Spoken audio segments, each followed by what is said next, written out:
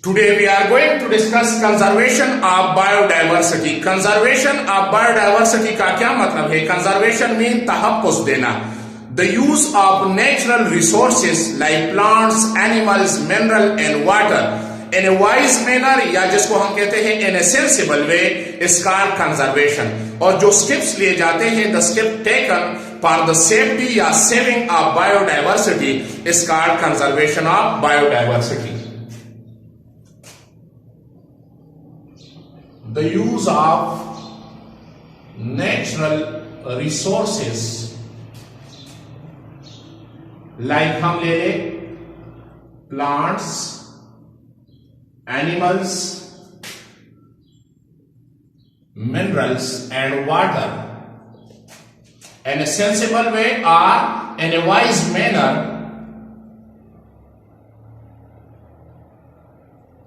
is called conservation. उसको हम कहते हैं कंजर्वेशन. और जो स्टेप्स लिए जाते हैं and the steps taken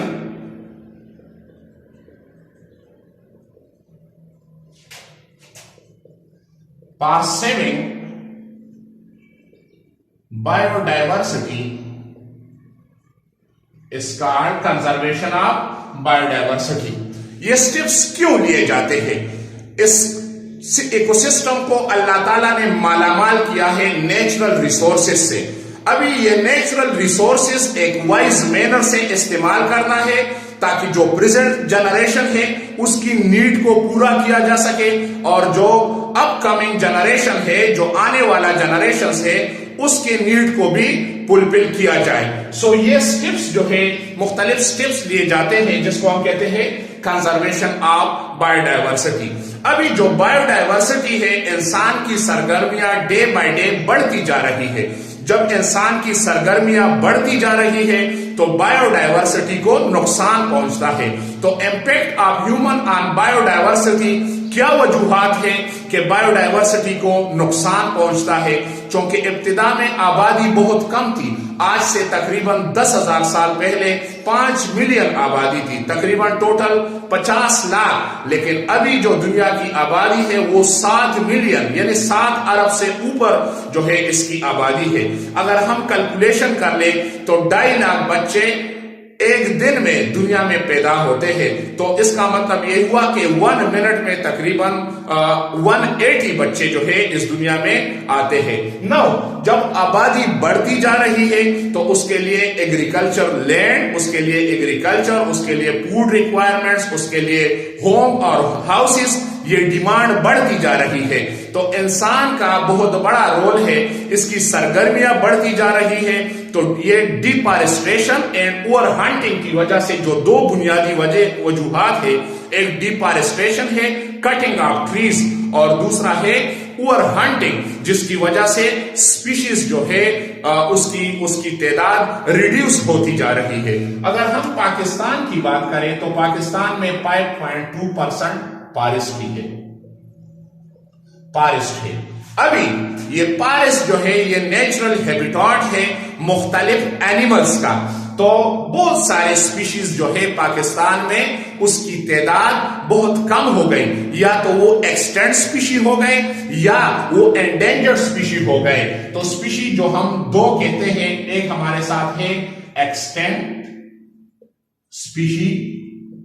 species और दूसरा हमारे साथ है एंडेंजर्ड स्पीशी.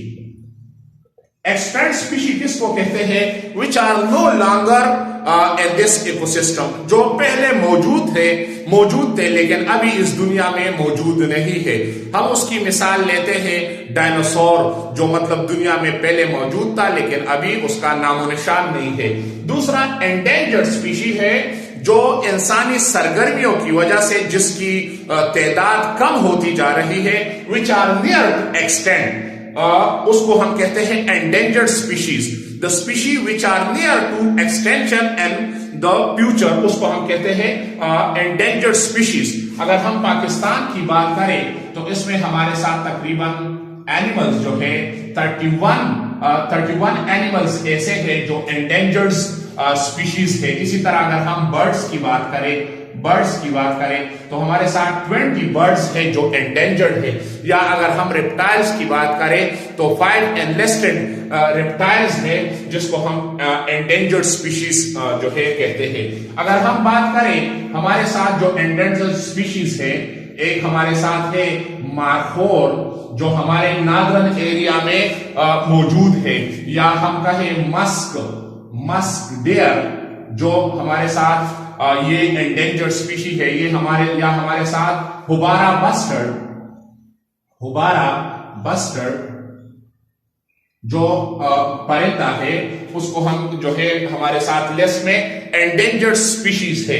یا اگر ہم ڈالفن کی بات کریں تو اس کی تعداد ریڈیوس ہو گئی ہے۔ تو یہ کس وجہ سے؟ یہ بنیادی 2 وجوہات ہے، ایک ہمارے ساتھ deforestation and the second one over hunting, اور پولوشن بھی جو ہے یہ بڑھتی جا رہی ہے۔ جس طرح ڈالفن ہے تو ریور انڈس میں جو ہیوی پولوٹیڈ واٹر گندگی جاتا ہے تو وہ بلائنڈ ہو جاتا ہے، جس کی وجہ سے اس کی نسل جو ہے ابھی بہت کم ہو گئی ہے۔ تو مختلف میئرز مطلب انیشیٹیو لینے ہیں ٹو کنزرو بایو ڈائیورسٹی۔ اس کے لیے جو ہے مختلف پروجیکٹس گورنمنٹ نے لانچ کیے ہیں کہ کس طرح بایو ڈائیورسٹی کو تحفظ دینا ہے۔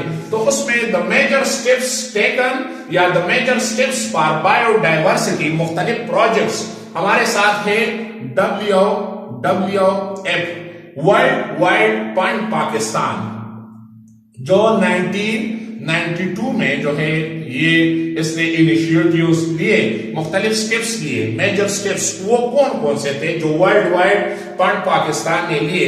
نمبر 1 یہ پروجیکٹ لانچ کیا Indus dolphin project to save dolphin, جو انڈس میں انڈس ڈالفن جو رہتے ہیں کس طرح جو ایفلوئنٹ نکلتا ہے کارخانوں سے، جو polluted water, heavy polluted water جو ریور انڈس میں جاتا ہے، تو اسی وجہ سے ڈالفنز بیکم بلائنڈ، اس کی نسل کو خطرہ ہے، وہ مر جاتے ہیں یا وہ مطلب بچے پیدا نہیں کر سکتے۔ تو اس کے لیے یہ انیشیٹیو لیا گیا اور ایک پروجیکٹ جو ہے لانچ کیا گیا 1992 میں۔ اسی طرح نادرن ایریا کنزرویشن پروجیکٹ، چونکہ ہمارے نادرن ایریا میں، ہمارے چترال میں، ہمارے گلگت بلتستان میں، ہمارے آزاد کشمیر میں جنگلات جو ہے بہت زیادہ ہے، جو نیچرل ہیبیٹاٹس ہے جس میں مختلف جانور، تو اس کے لیے جو ہے اس کی سیفٹی کے لیے how to save Northern to bio diversity, تو اس کے لیے یہ پروجیکٹ لانچ کیا گیا نادرن ایریا کنزرویشن پروجیکٹ۔ پھر تیسرا تھا conservation of bio diversity in Sulaiman range جو بلوچستان میں ہے، جس میں چلغوزہ اور صنوبر جو پلانٹ ہے جو بہت زیادہ مطلب موجود ہے، تو اس کے پروٹیکشن کے لیے یہ پروجیکٹ لانچ کیا گیا۔ پھر ہمارے ساتھ چوتھا پروجیکٹ جو WWF کے انڈر لانچ ہوا، تو ہمارے ساتھ ایک conservation of migratory birds and Chitral KP، جو مختلف مائگریٹری برڈز آتے ہیں ہمارے ساتھ، ہوبارا بسٹرڈ جو برڈز ہیں، تو اس کی جو ہنٹنگ ہوتی ہے تو اس پہ بین لگایا، ایک پروجیکٹ لانچ کیا گیا۔ بین آن ہنٹنگ آف مارخور، بلوچستان میں جو مارخور ہے یا ہمارے گلگت بلتستان میں نادرن ایریا میں، اس پہ جو ہے بین لگایا گیا، اس لیے پروجیکٹ بھی لانچ کیا گیا۔ Himalaya wild life project launch کیا گیا۔ اسی طرح protected area management project Azad Kashmir اور نادرن ایریا میں پروجیکٹ لانچ کیا گیا کہ کس طرح جو ہے بایو ڈائیورسٹی کو پروٹیکٹ کرنا ہے۔ اسی طرح ہمالیہ جنگل project to protect bio diversity.